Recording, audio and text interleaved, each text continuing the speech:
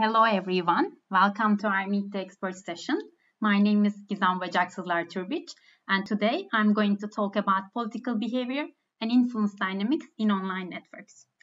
I will start the background and motivation of social science questions, computational social science related questions that we might have for the political behavior and influence in the networks. And then I will talk about the digital behavioral data specifically for protests related to it, as we are going to talk about the political behavior and comments from news web page.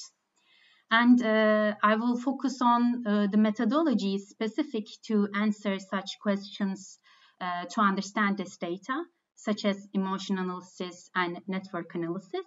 And then we will discuss the insights from these analyses in the end, and I will summarize my presentation to you.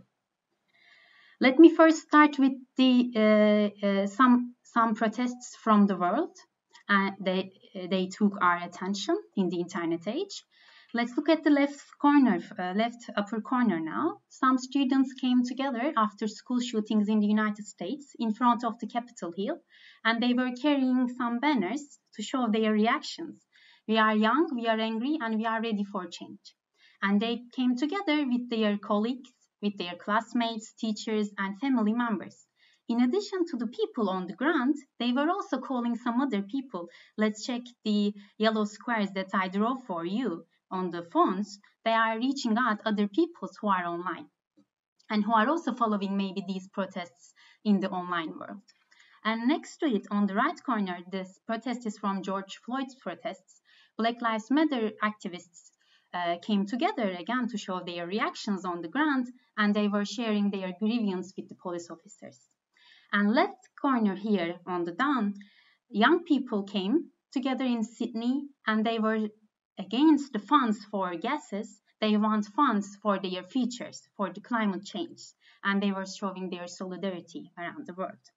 And lately, as you know, we are in the midst of pandemic, and some people are against vaccines, some are for vaccines, and they were also showing their reactions on the ground. And these protests are not only for protests around the world. Let's look at the last decade. It has been happening all around the world, in the Middle East, in Asia, and they are about sometimes racial injustice, sometimes economical crisis, climate strikes, and COVID protests lately, as we talked. And according to Manuel Castells, who is a very well-known social scientist who works on the social movements in the internet age, he suggested some of the common points of them.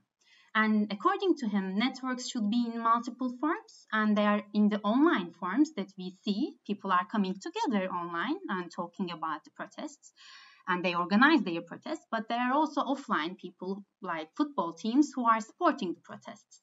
And usually, we see that social movements occupy an urban space, like in Occupy Taksim, Occupy Wall Street, and they have also global and local influence. They just don't affect their own neighborhoods, but they affect their global scale too. We see that Occupy Wall Street affects Occupy Tahrir as well.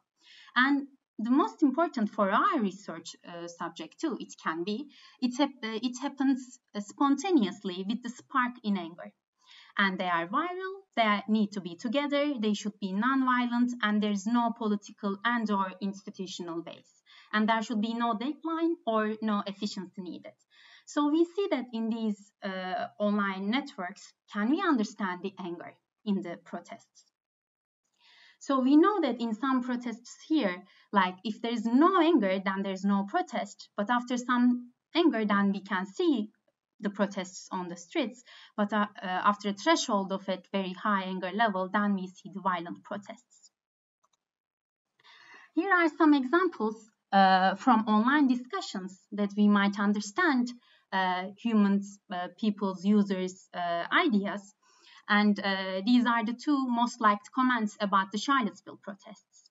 And The Atlantic is left-leaning news sites. And one of the users is saying, right brought brass knuckles, beds, body armors, shields, and helmets to the protests. I think that speaks to their intentions perfectly. They need to be medicated. And from the right-leaning news sites, which is Breitbart, Another user said that United Right had a lawful permit for the rally. Their First and Ninth Amendment rights were violated. That's what happened. The United Right rally was planned months in advance. Proper permits were sought and granted, and everything was going according to plan. And then the city of Charlottesville resigned the permit, and the argument was based upon the heckler's veto. They claimed that it will be placed under pressure on the police. This is a clear violation of the First Amendment, and he goes on. So can we understand also not just anger, different emotions, different opinions, beliefs in these online discussions? Millions of people comment daily on current societal events, not just protests, also political issues, economical crisis, on variety of online platforms, not just news sites, Facebook, Instagram, and so on. Analysis of online discussions can yield valuable insights about real-world dynamics. With many people's similar online discussions, they can see in other places as well. And beliefs and sentiments formed online spilling over into the real life. They just don't stay in the online life. And however, some users become much more influential. They get more attention from other users, and they can steer the conversation. Can we understand then, with some questions, the user behavior online? Like, how much discussions does one event generate? What is the dominant sentiment of discussions? Okay, we talked about anger, but it could be happiness too. After some election results, one of the groups can be much happier. And how do users interact with each other? Mentions, tweets, retweets, likes. Do the users get also emotionally involved with the content, like sharing emoticons or stickers or likes, as you know, on Facebook? If we go into more details, do protests developments bring people together in online space? Or how does a group feels threatened behave online? And when it comes to online data sources, as we said, it's not just Twitter or online news sites, Facebook, YouTube comments. With the privacy issues, of course, WhatsApp messages, if you are using in the group, you can access the data, but of course they are encrypted messages. You need to pay attention to the privacy issues. Reddit comments, Instagram, Telegram, there are many more. You can name it according to your research. And we can collect this data and store this data and analyze this data. And for instance, for Twitter, we can use Twitter API, and now it is version 2 for the academic account as well for the developers. So you can collect the tweets that you are interested in, or comments from Discourse API, or the graphs from Facebook Graph API or Marketing API. And as you might have heard from the other Meet the Expert sessions, we have very good talk on Introduction to Online Data Acquisition from Dr. Ulova if you're interested in this more. And let's give an example on data collection. For Twitter, we can have tweets with specific hashtags and keywords in our dataset, and we can define these hashtags. For instance, if we are talking about the protests, we can talk with the journalists, communication science department people, data science, computer science can come together to decide on which hashtags, which keywords, and during which timeline we can collect this data. And then in the end, we can have millions of tweets and hundreds of thousands of users to analyze. And how do we approach these data sets? We are talking about anger specifically, therefore, I will focus on this talk emotion analysis specifically for anger.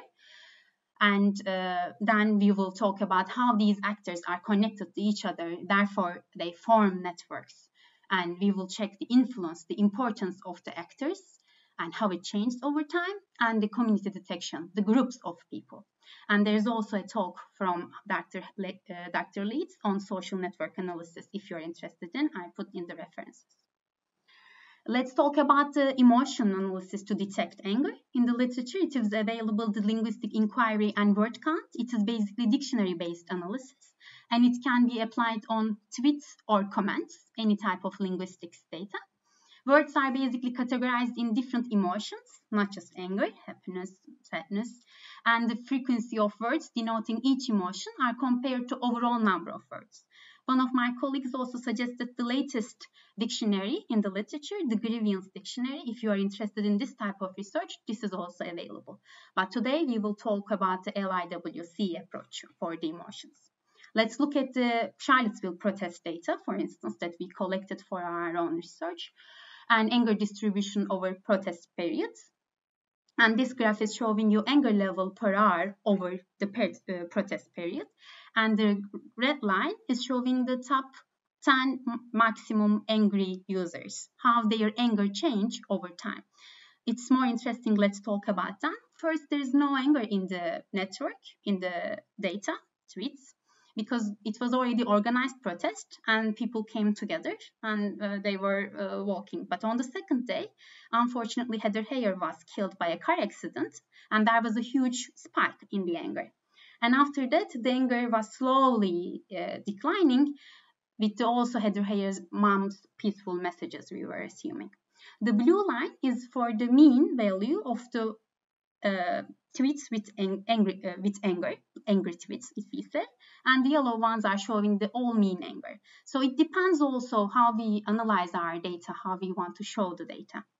And that's why here we show the maximum anger to understand how it changes over time.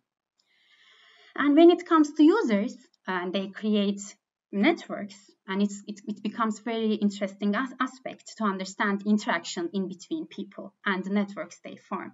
And in the network science terminology, I know I have been using user, actors, people, but they are called nodes or vertices. And the connections that we have been talking today, like mentions, retweets, replies, or following likes, they can be edges, links, ties in between two actors, people, users, cars, you name it, these two actors in your network. And let's look at the mention and retweet networks as we were talking about the protest data. Okay, links can be from mentions, like how do they mention on Twitter at username, and then they create the link in between that, or they can retweet a message. So it is another also network. And we say nodes, two nodes, coming from the mentions. So we create a link. And we can create this mention network for all our data sets, right? For all users.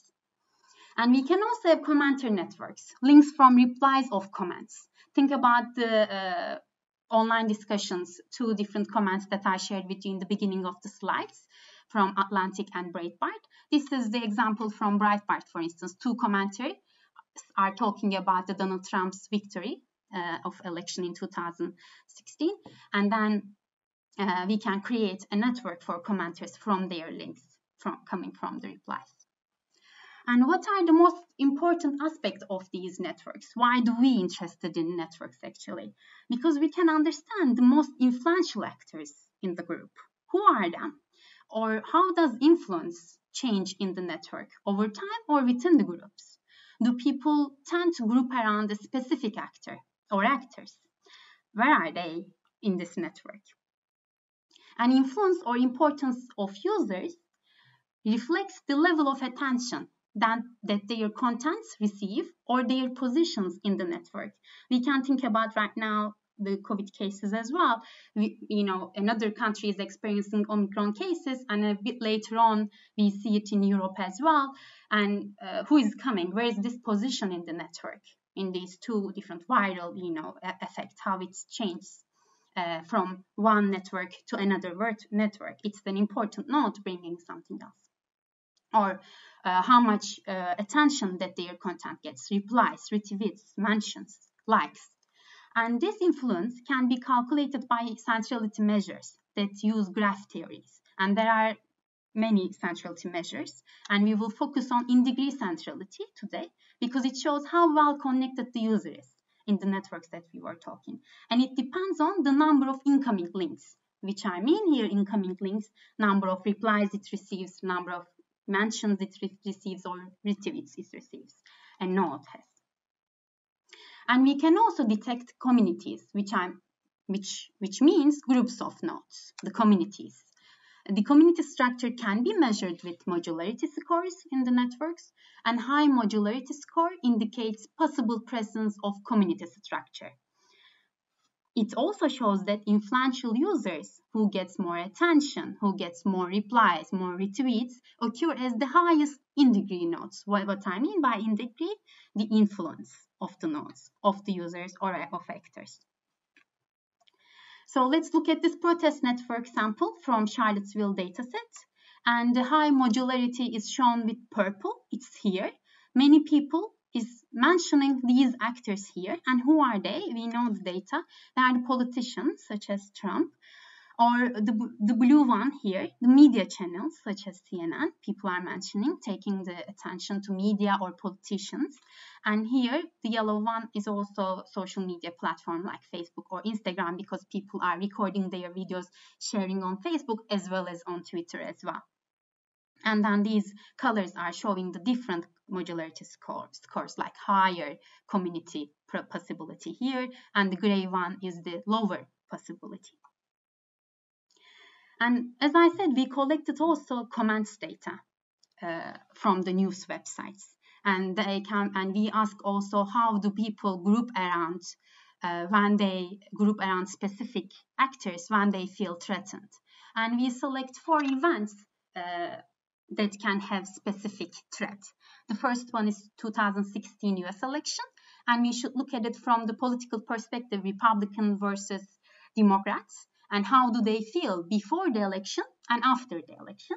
The same for the 2017 inauguration. How do Democrats feel before the inauguration and after the inauguration? And 2017 Charlottesville rally that we have been talking about, and also 2018 US midterm elections. Here we were asking, I'm repeating the question again, do people tend to group around fewer individuals in times of threat? And when do we understand this specific individuals? We were calculating the in degree values, right? They are also saying the influence. And if we want to understand the difference in between before the event and after the event, then we need to check the distribution of these values. And we check the skewness, how it changed, this value changed before and after the event for each event.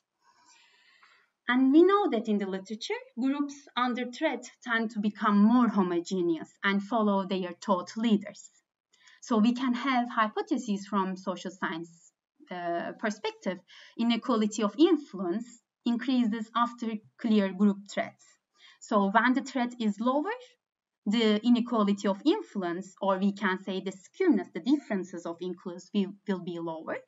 But when it is higher, this inequality of influence will be higher. People tend to follow their thought leaders, then they will respond, or they will like this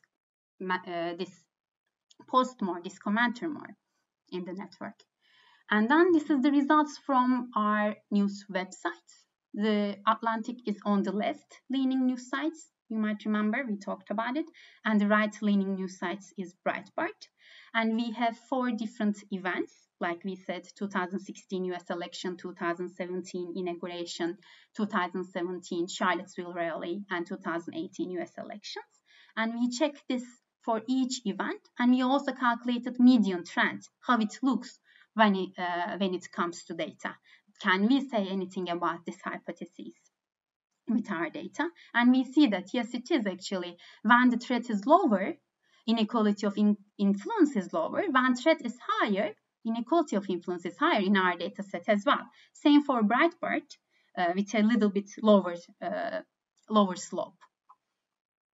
When it comes to political extremes, extreme orientations have more respect to authorities compared to the moderate ones.